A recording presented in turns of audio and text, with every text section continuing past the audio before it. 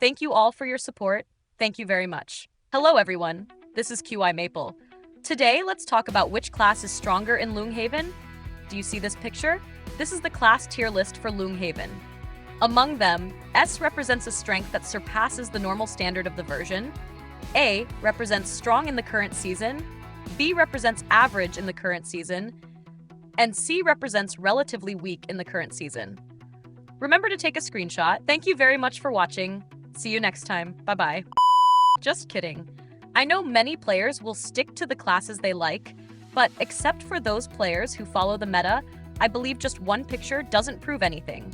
So this video will focus on why Duelist is in the S tier, what caused a sudden S tier to appear when everything was originally in the A and B rankings in Aqualis, and why Sage is still in the B ranking given the same number of skills.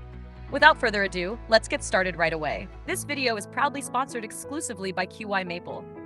Wait, what? You want a free ride? Well, dropping a free like would be awesome too because it genuinely helps me out a ton.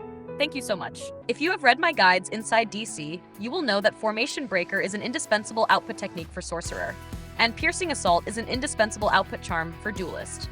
But the reason why their strength diverges is actually only one, which is that Duelist has skills with better mechanisms than other classes during this period.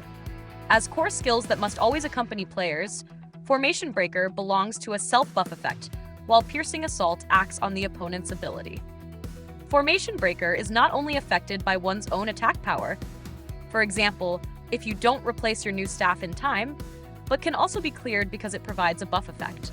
Piercing Assault ignores the opponent's defense. The higher the opponent's defense, the better the effect. To put it bluntly, the design mechanism of Piercing Assault is better. Or rather, the overly excellent design makes this class, which is already good at single target output capability, go a step further. Heavy spenders can easily ignore 100% of the opponent's defense through Piercing Assault completely without the help of Nixarchon.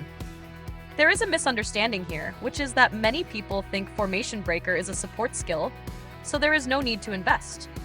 But in fact, Formation Breaker is indeed a support skill, but due to its overly high buff effect and overly excellent value retention capability, it has turned into a skill that allows players to leaps and bounds improve their damage. However, it will rely more on skill rank and skill level than Piercing Assault. The core skills of the 4th Duelist, Flickering Blade, Blade Storm, and Tactical Adaptation, happen to allow this class to simultaneously possess high single target, high AoE, and even high damage tanking and sustained combat capabilities in Loonghaven. Meanwhile, the 4th Sorcerer during the same period only possesses the first two, and these two do not surpass Duelist either.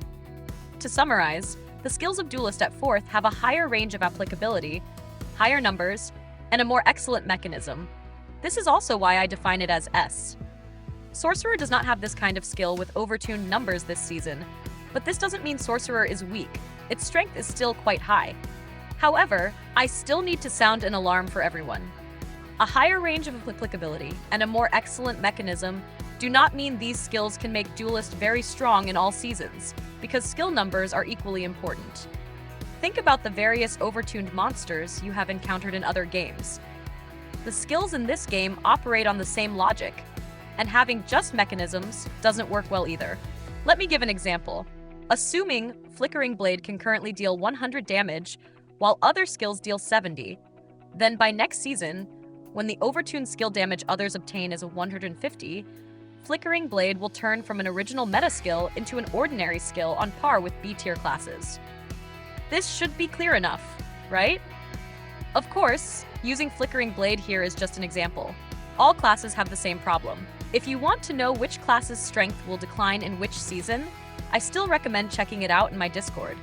It not only has class tier lists, but also includes skill builds and specific class discussion areas. Even if you are not a native English speaker, there is a dedicated international discussion area here. Everyone is welcome to check it out. Then why is Sage still at B? I believe many players must have heard me say, when a class is too weak last season, it will become stronger next season. Yes, that's right. Sage is indeed very strong in Loonghaven, but the direction of its strength went wrong. When other classes simultaneously obtained a ton of powerful skills to help everyone team up or push maps on their own, only Sage obtained a ton of useful healing skills. And this is the culprit. The skills given are all very useful and have great mechanisms, but unfortunately, most of them are healing skills.